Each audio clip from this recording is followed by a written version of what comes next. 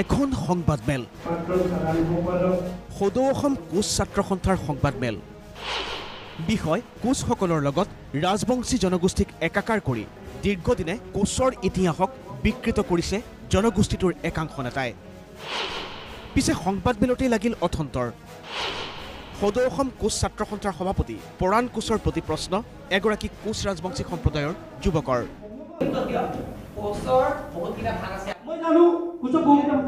ইয়াৰে বৰ্তমান অসমত কোন কেইটা থালৰ কোচ ভাষা আছে আপুনি জনাই দিব নেকি কোনটা ভাষা প্ৰচলন হ'বই নোৱাৰে কিন্তু মোৰ পইণ্ট এইটোৱে যিসকলে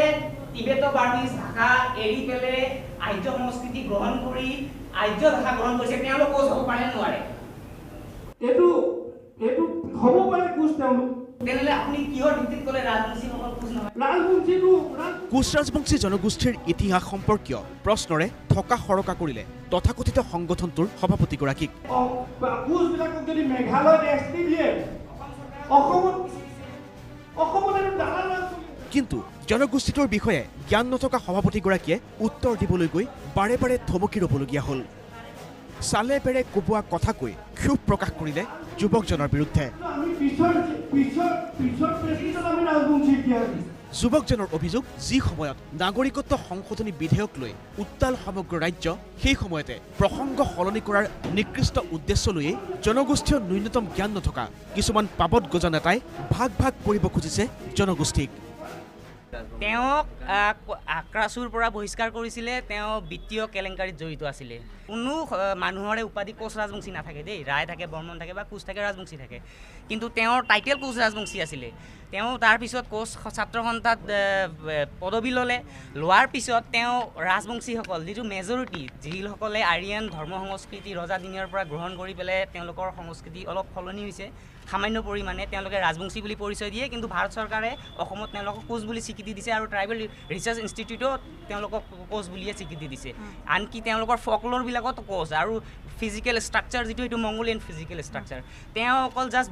নিজৰ সংগঠনৰ বেনিফিটছৰ কাৰণে কোচ আৰু ৰাজবংশীৰ মাজত এটা ডিভাইডেশ্যন আনিব বিচাৰিছে তেওঁ নিজে কোচ ভাষা নাজানে তেওঁৰ ক্লানো নাই গতিকে তেনেকুৱা এজন মানুহে ক্লান থকা টিবেটো বাৰ্মিজ ভাষা গ্ৰুপৰ মানুহৰ কেনেকৈ প্ৰতিনিধিত্ব কৰিব আমাৰ সেইটোৱে কুৱেশ্যন আজি গোটেই অসমৰ গোটেই খিলঞ্জীয়া জাতি জনগোষ্ঠীয়ে এইখন যিখন বিদেশী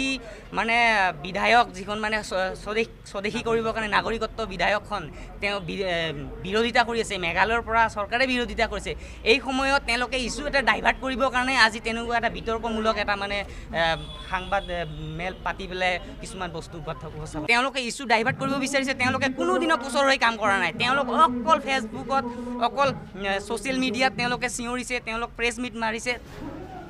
দীৰ্ঘদিন ধৰি কোচ ৰাজবংশী মানে এটা জনগোষ্ঠী বুলি সকলোৱে জানে কিন্তু এই জনগোষ্ঠীটোক কিয় এইসকল তথাকথিত সংগঠনৰ নেতাই দুভাগ কৰিব বিচাৰিছে সেইটোহে এতিয়া ৰহস্যৰ বিষয় নে ক্ষমতাৰ লালসাত দলৰ পৰা আঁতৰি আহি নতুনকৈ সংগঠন খুলি সমস্যা গভীৰ কৰাটোৱেই এইসকল পাবত গজা নেতাৰ উদ্দেশ্য নেকি